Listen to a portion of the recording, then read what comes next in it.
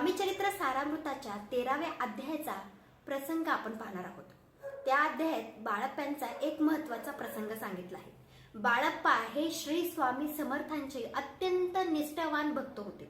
ते स्वामींची मनापासून सेवा करत असत। स्वामी समर्थांची त्यांच्यावर विशेष कृपा असल्यामुळे काही सेवकऱ्यांच्या मनात असूया निर्माण झाली।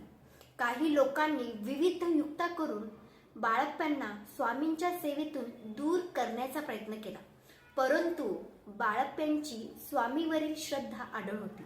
स्वामी समर्थांनी त्यांच्या मनातील भावना ओळखल्या।